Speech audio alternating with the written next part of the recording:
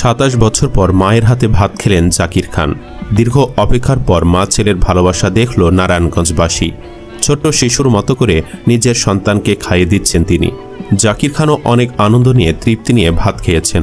খাবার শেষে জাকির খান বলেন, মায়ের হাতে ভাত খাইতে পারি না 27টা বছর। ভাত খেয়েছি, কিন্তু এমন তৃপ্তি আর পাইনি। আল্লাহ আমার মাকে 1000 বছর হায়াত দিক, আপনারা মায়ের জন্য দোয়া করবেন। তারপর গেলেন এতিমখানার বাচ্চাদের সাথে দাওয়াত খেতে। সেখানে এতিম বাচ্চাদের সাথে খাবার খান এবং তাদের সাথে গল্প করেন।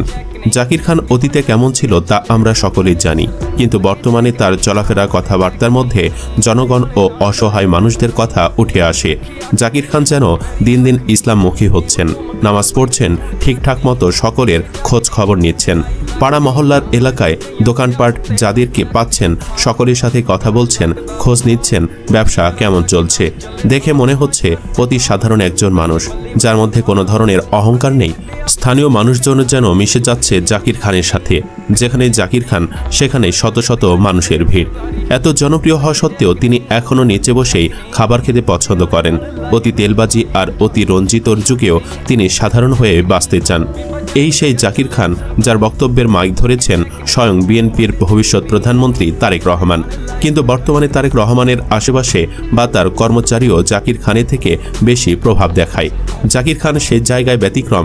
তিনি মনে করেন, অহংকার দেখালে জনগণের থেকে দূরত্ব বাড়বে, আর আমি জনগণের জন্যই বেঁচে আছি। দর্শক, জাকির খানের অতীত জীবন নিয়ে নয়, আমরা জাকির খানের বর্তমান এবং ভবিষ্যতের রাজনীতি নিয়ে আগ্রহী। আমরা চাই তিনি যেন জনগণের সেবক হয়ে ওঠেন এবং ইসলামের পথে নিজেকে পরিচালনা করতে পারেন। আপনিও যদি আমার সাথে একমত হয়ে থাকেন, তাহলে কমেন্ট বক্সে একমত লিখে জানিয়ে দিন আপনার মূল্যবান মতামত। এবং ভিডিওটি ভালো লাগলে একটি লাইক, সেই সাথে জাকির খানের সবশেষ আপডেট পেতে আমাদের চ্যানেলটি সাবস্ক্রাইব করে সাথেই থাকুন। ধন্যবাদ এতক্ষণ সাথে থাকার জন্য।